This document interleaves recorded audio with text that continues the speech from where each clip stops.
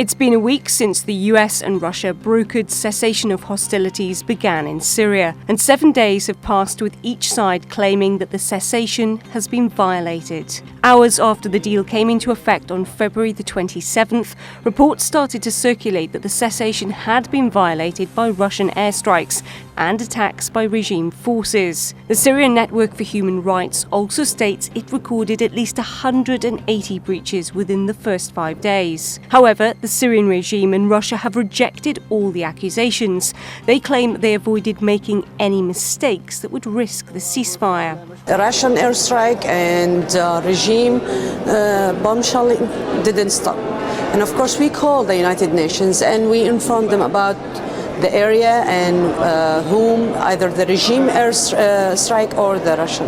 The United States and Russia agreed to set up a mechanism to keep down Syria's cessation violations. That was the main point of concern.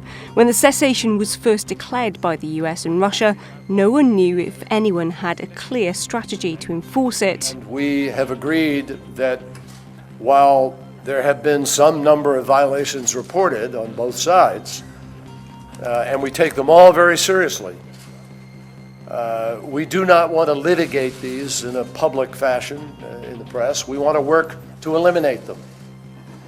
And we have agreed on a process by which we will do that.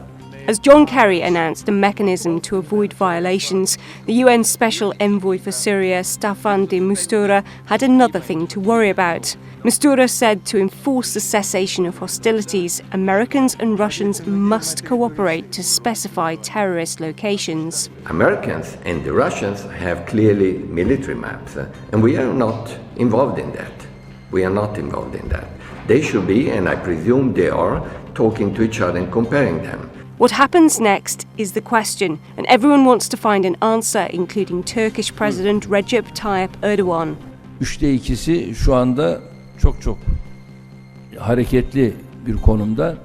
Temenni ederiz ki yani bugün yarın bu ateşkes sağlanmış olur ve Suriye'ye sulh sükun gelmiş olur.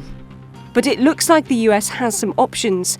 Secretary of State John Kerry has said he will move on a plan B that could be a partition of Syria if the cessation fails. Someone's going to have to sit down at a table and arrive at an understanding about what Syria is going to be. But it may be too late to keep it as a whole, Syria, if we wait much longer. So that's what's an issue here. I'm not going to vouch for this. I'm not going to say this process is sure to work, because I don't know.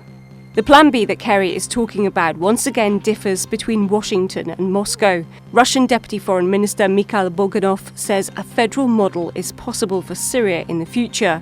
If as a result of talks, consultations and discussions on Syria's future state order, they come to an opinion that namely this federal model will work to serve the task of preserving Syria as a united, secular, independent and sovereign nation, then who will object to this?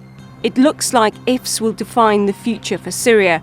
If the cessation of hostilities holds, if the US, Russia, Turkey and Iran can work things out, then a new round of peace talks could begin.